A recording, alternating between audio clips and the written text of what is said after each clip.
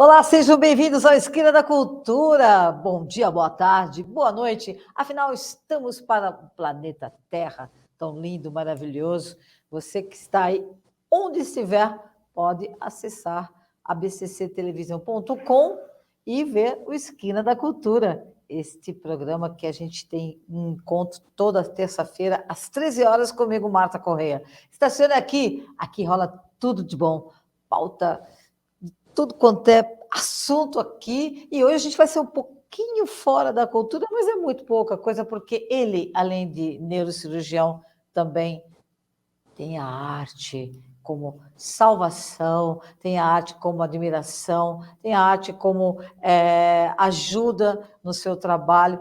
Vamos falar hoje, eu tenho a honra de receber aqui o doutor Pedro Deja. Seja bem-vindo à Esquina da Cultura. Olá, Marta. Eu queria, em primeiro lugar, agradecer pelo convite tão delicado. É um prazer enorme estar aqui conversando contigo, conversando sobre arte. Como você falou, eu não sou um artista, mas a arte é algo que norteou a minha vida desde sempre. Então é um prazer estar aqui. Muito obrigado pelo convite. Prazer é nosso em recebê-lo, doutor. E vamos começar um pouco contando para os nossos telespectadores, para os nossos internautas. Você nasceu numa cidade do interior de Goiás. Que cidade foi? Então, eu nasci numa cidade chamada Anápolis, que fica entre Goiânia e Brasília. Certo. É uma Já cidade ouvi que tem uma falar. base Não aérea conheço, importante. mas ouvi falar.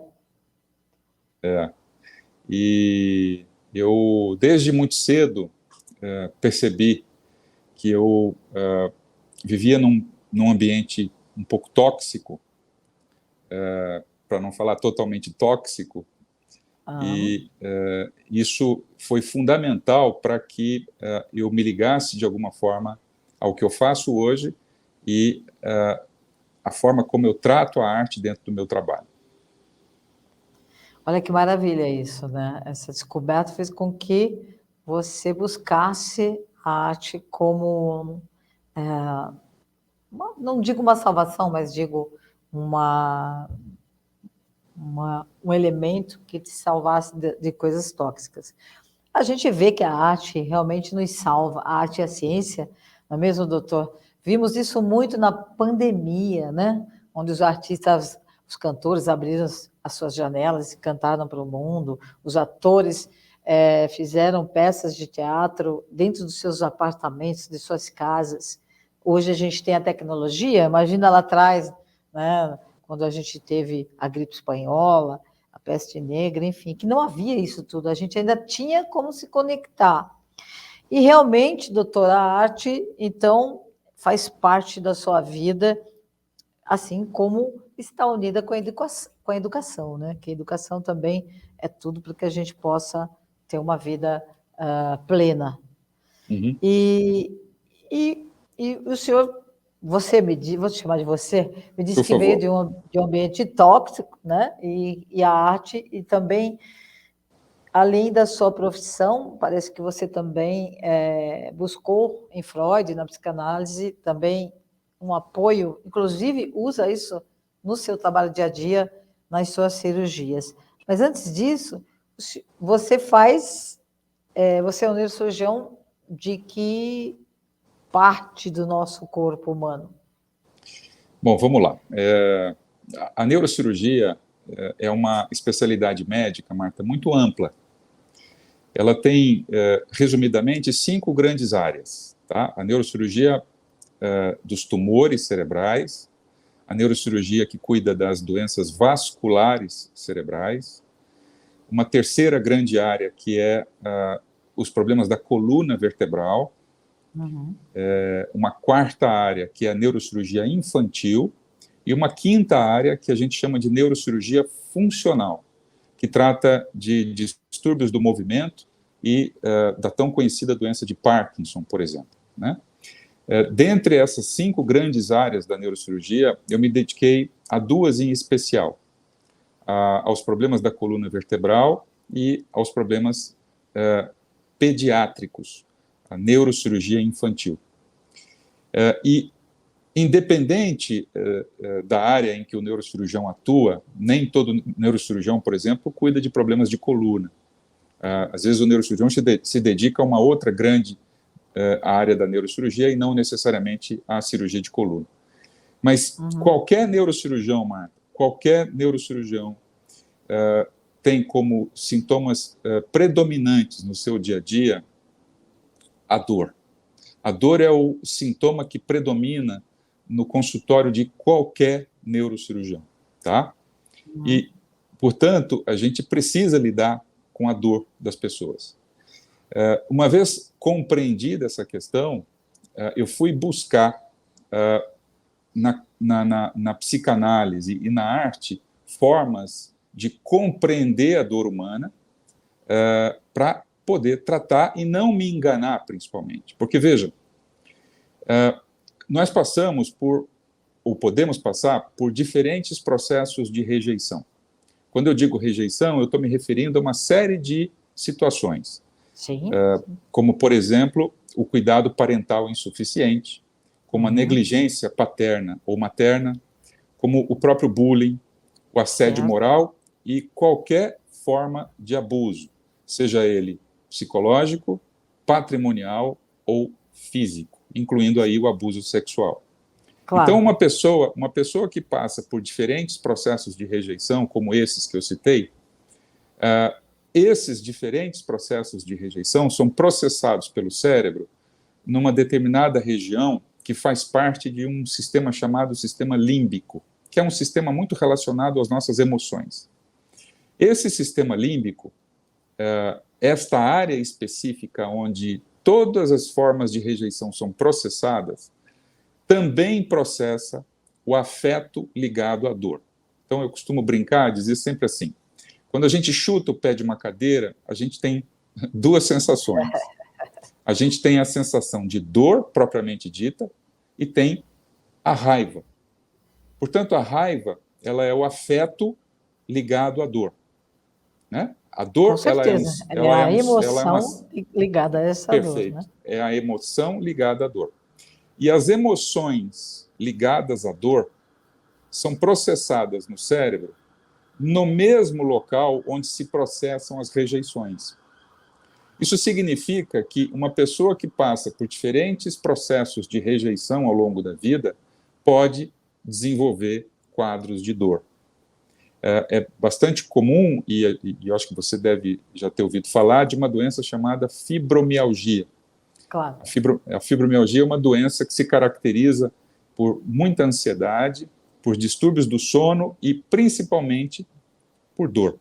Então, quando eu avalio essa paciente ou esse paciente que me traz a informação ou a queixa de dor, eu preciso estar muito atento na avaliação desse paciente, porque por trás daquela dor pode se configurar um quadro de rejeição ou diferentes tipos de rejeição, que fraturam, que fazem com que aquele ser humano seja um ser humano fraturado, não pleno. Né? Essa é a principal característica desse tipo de doença, e eu preciso entender isso para que, quando o paciente me procura, eu não erre no diagnóstico. Eu não posso considerar que uma dor de cabeça, ou uma dor no pescoço, por exemplo, seja resultado apenas e tão somente de um problema físico.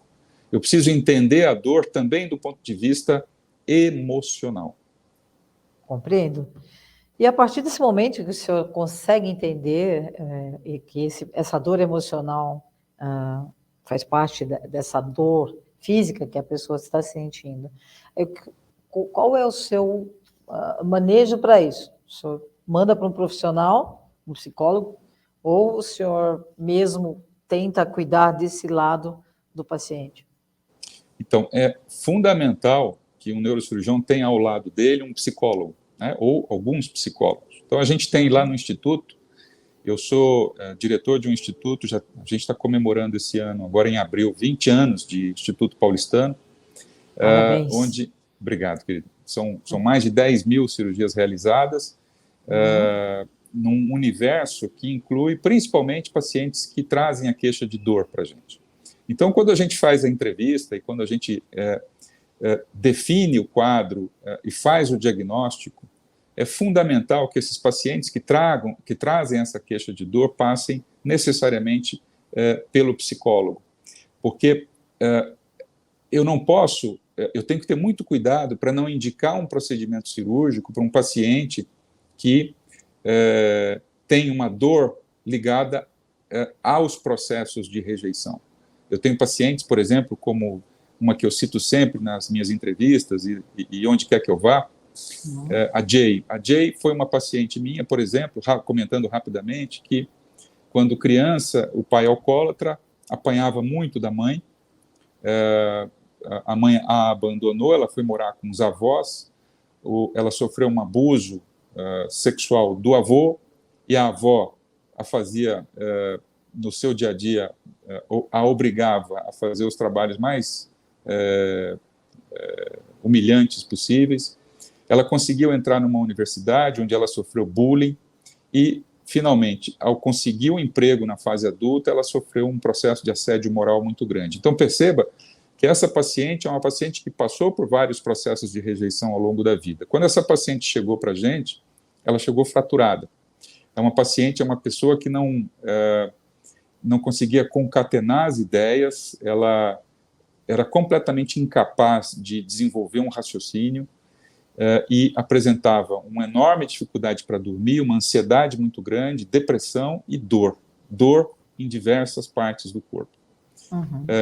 Pacientes com essas características, Marta, se beneficiam enormemente de um acompanhamento psicológico, mas a gente tem no arsenal terapêutico, né, junto às psicólogas que trabalham conosco, o contato com a arte. E aí é que entra o meu interesse pela arte como uma forma de transformação.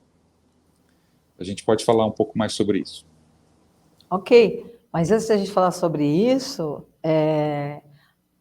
você também deve ter pacientes que tenha uma dor, por exemplo, na coluna, ou no lombar, ou enfim, a cervical, mas por movimentos repetitivos. Por exemplo, um músico que toque violão há 42 anos e tem dores terríveis e até uma hérnia, por exemplo, ou mais que uma.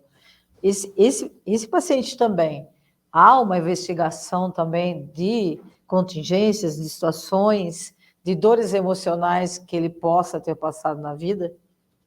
Qualquer paciente que procura um médico, e seja qual for o médico, com a queixa de dor, ele precisa passar por uma avaliação que busque elementos emocionais na dor, causados principalmente pelos diversos tipos de rejeição, e elementos físicos. Então, o neurocirurgião, que, como o próprio nome está dizendo, é um cirurgião, ele vai tentar propor para o paciente um tratamento que resolva a dor.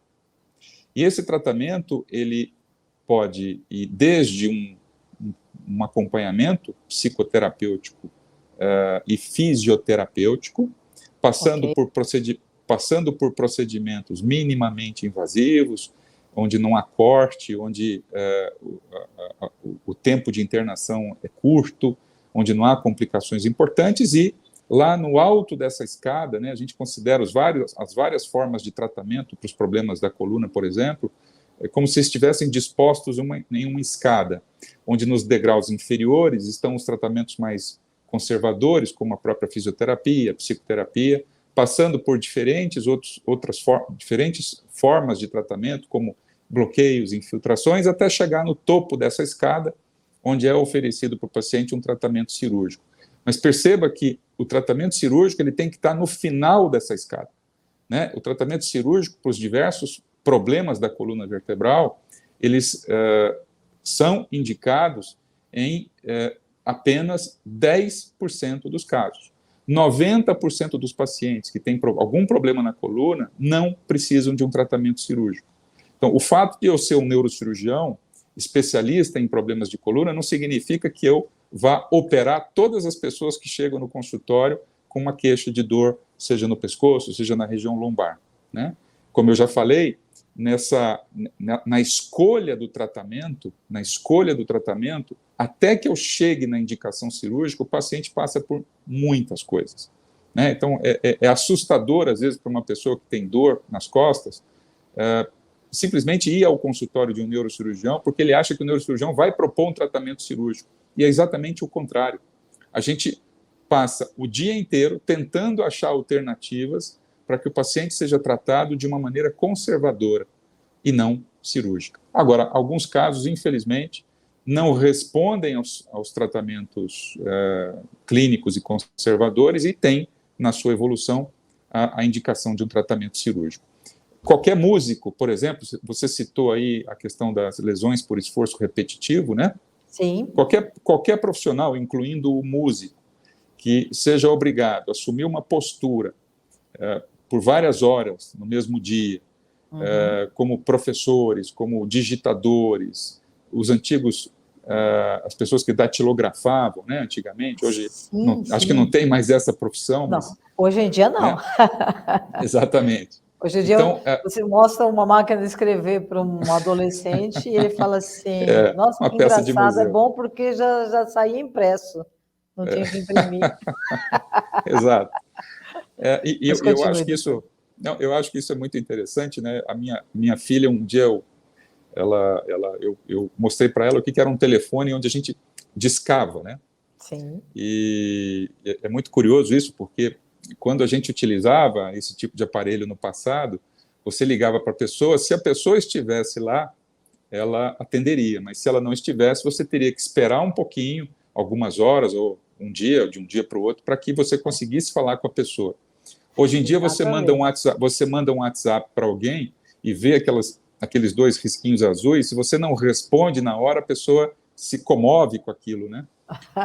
O que mostra, Marta, que a gente está criando, ou a gente está numa geração que, em razão dessas questões, tem desenvolvido uma ansiedade muito grande, né? Porque a ansiedade é essa coisa de você querer tudo acontecendo agora ao mesmo tempo.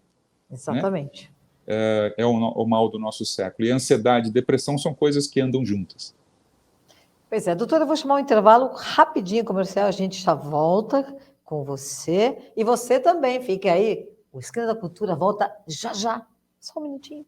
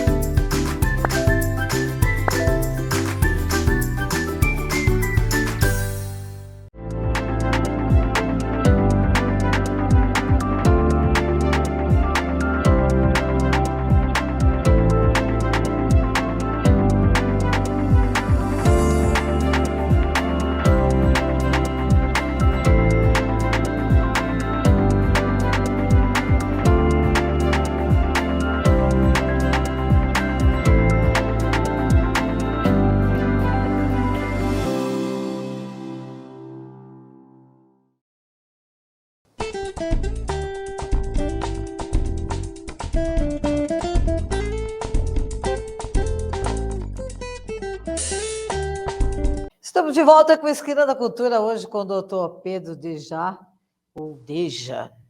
doutor Pedro Deja, neurocirurgião, especializado aí em cirurgias da coluna vertebral. Doutor, a gente estava falando sobre o tratamento, né? E também você me disse que há uma transformação do seu paciente quando você se utiliza da psicanálise e também da arte. Me fale mais sobre essa transformação. É um prazer falar sobre isso, Marta. Existe um psicoterapeuta e filósofo italiano que se chama Piero Ferrucci. E, entre outras coisas, ele fala da transformação que a arte provoca ou pode provocar nas pessoas. Então, veja, aqui a gente entra num campo muito ligado às emoções. As nossas emoções, elas se traduzem ou se manifestam muito em função das diversas experiências que a gente atravessa na vida. Então, é bem possível que, se eu e você estivéssemos numa sala onde entrasse um leão, nós teríamos reações diferentes diante daquela situação, porque nós temos experiências de vida diferentes, a gente tem emoções diferentes, isso tudo porque nós vivemos situações muito diferentes.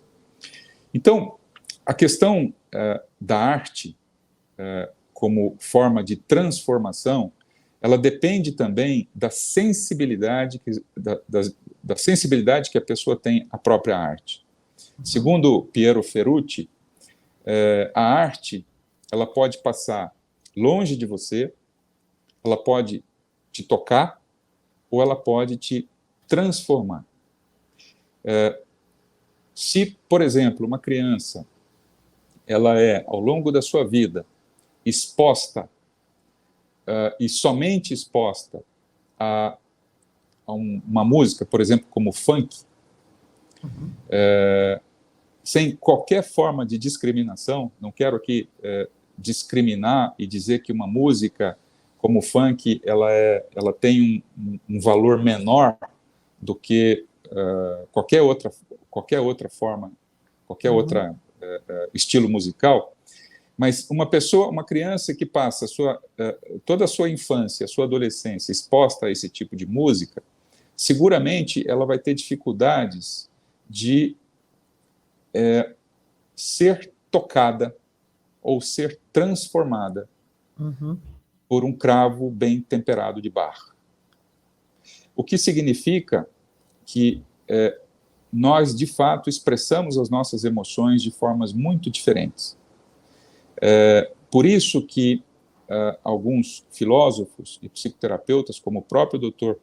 Piero Ferrucci, consideram a beleza como algo tão essencial na vida das pessoas como o bem, o amor, a honestidade, como se a beleza traduzisse um valor tão importante quanto outros valores. A arte contemporânea ela é recheada de artistas que trocaram a beleza pela criatividade. Obviamente que eu não quero entender a arte dentro de um viés político, mas, por exemplo, quando um artista como o Duchamp, um francês, escreve o seu nome num mictório e expõe isso num museu em Paris, dizendo que isso é arte, eu tenho cá comigo os meus questionamentos, porque, no meu ponto de vista, a arte está absolutamente ligada à técnica e à beleza. Eu acho que é exatamente a beleza, né? E por isso existe algo que se chama inteligência emocional, é a beleza que faz com que uma pessoa exposta a ela de forma cotidiana possa se transformar diante da arte. E são inúmeros os artigos científicos e trabalhos que mostram que essa transformação pode acontecer pela arte.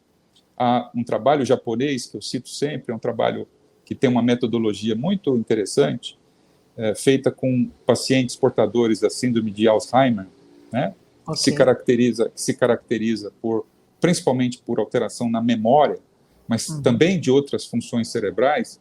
Quando esses pacientes são expostos à arte, mas à arte de boa qualidade, há uma melhora da sua concentração, há uma melhora do pensamento, do raciocínio e, principalmente, uma melhora da memória, que é a função cerebral mais prejudicada nesta doença. Existem experiências também com pacientes portadores de síndrome do estresse pós-traumático, quando expostos à musicoterapia, aumentam a capacidade de concentração, e a gente pode experimentar a arte em qualquer momento da vida da gente. Se a gente, por exemplo, e isso está muito relacionado às nossas emoções, né? Existe um grupo de neurônios no cérebro muito especializados que são chamados de neurônios espelho. Esses neurônios, eles aqui são responsáveis, por exemplo, quando a gente vê uma pessoa bocejando, a gente sente a mesma vontade de bocejar. Se você vê um quadro com ali uma pintura com um deserto, por exemplo, a gente sente uma sensação de calor, né? Quando a gente vê uma ópera, quando a gente vê um balé, como o Lago dos Cisnes, por exemplo, em que o cisne branco e o cisne negro têm funções diferentes, e a gente sente a emoção no plié do cisne branco, é uma emoção diferente do plié do cisne negro. Existe um trabalho lindo do Washington Post que mostra como a nossa motricidade é modificada pela arte. Como ao ouvir, né? Como ao ver um balé, por exemplo, isso modifica e a gente transforma tudo isso em motricidade. Então, são inúmeras as situações em que a arte, ela, de fato, transforma um indivíduo, e isso é especialmente importante para pacientes que têm ou que passaram por processos de rejeição, desenvolvendo doenças que se caracterizam principalmente por dor crônica. Maravilha, doutor. A gente está no final do programa, mas antes eu quero que você me fale só um pouquinho desse seu encontro, né, com a neuroanatomia e a sua explicação para a fisiologia do movimento das nossas mãos e dos nossos pés, que para você é fascinante e belo, né, com certeza, porque nossas mãos falam demais, não é mesmo, doutor? Demais.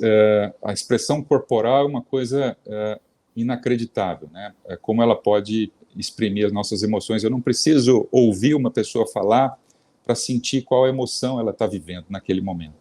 Uhum. E isso é muito lindo, né? Porque a neurociência, de uma maneira geral, Marta,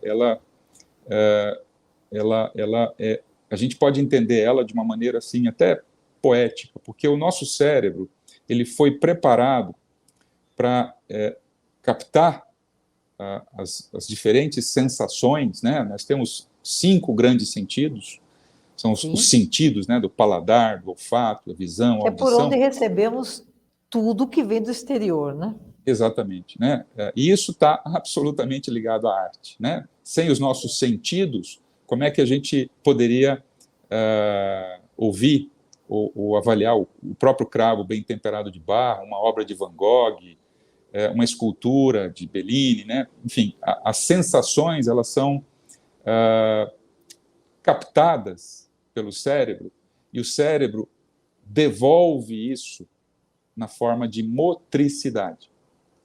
Então, eu acho encantador, por exemplo, ver como que as expressões faciais, como que os movimentos das mãos e os movimentos dos pés podem expressar, né? Porque são movimentos. Certo. O cérebro, toda a sensibilidade, todas as sensações que o cérebro capta, ele devolve aquilo na forma de motricidade. Até porque, do ponto de vista evolutivo, a gente precisou da motricidade para se defender, né? Para buscar o alimento, para caçar, Então, a nossa motricidade, ela é a expressão dos nossos sentimentos. Por isso, a importância de se entender as expressões faciais e os movimentos das mãos e dos pés. Elas são a expressão do corpo diante da beleza.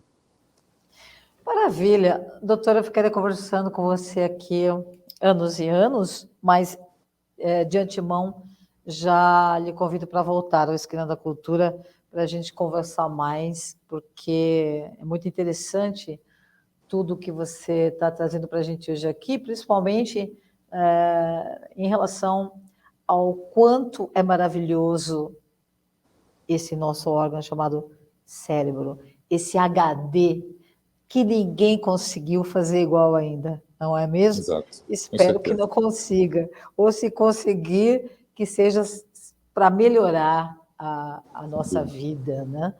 Mas eu agradeço mais uma vez e está convidado para voltar. E, por favor, volte em breve para a gente falar mais sobre arte, sobre motricidade, sobre o nosso HD tão maravilhoso que é o nosso cérebro, né? E o quanto isso é importante a gente levar para as pessoas esse conhecimento, né? Um pouquinho da neurociência, que explica tanta coisa, né? Praticamente explica tudo, né? Dessa máquina tão maravilhosa que somos nós. Muito obrigada, doutor. Eu que agradeço, Marta, mais uma vez. É uma pena, de fato, que a gente tenha pouco tempo para conversar, mas eu me coloco à disposição para voltar quantas vezes você me convidar. A gente tem, de fato, muita coisa para conversar, né? Eu acho que é de interesse teu, por exemplo, conversar sobre adicção, sobre vícios, qual a influência disso sobre o cérebro, como o cérebro lida com essas coisas. Então, essa é uma conversa para seguramente mais umas 2 horas, 3 horas. Com Isso é certeza. inesgotável. Eu te agradeço mais uma vez, obrigado pelo convite, desculpa pelo atraso, e estou à disposição sempre Imagina. para a gente conversar. Doutor Pedro Deja, foi uma honra tê-lo aqui na Esquina da Cultura. Volte quando quiser. Com certeza, vou te esperar em breve, muito breve aqui. E muito obrigada mais uma vez. E a gente vai se falando. E me deixe o seu contato também, porque a gente também pode colocar aqui no GC, entendeu? E para as pessoas te acharem também, né? Que é muito importante saber de você, um grande profissional e um grande ser humano. Muito obrigada. Até a próxima. Eu que agradeço. Até logo. E eu aproveito para despedir de você que esteve conosco mais uma vez aqui na bcctelevision.com. Pois é, nos acesse, assista a nossa programação e toda terça-feira às 13 horas a gente tem esse encontro. Boa semana a todos, um beijo no coração bem grande. Até lá, tchau.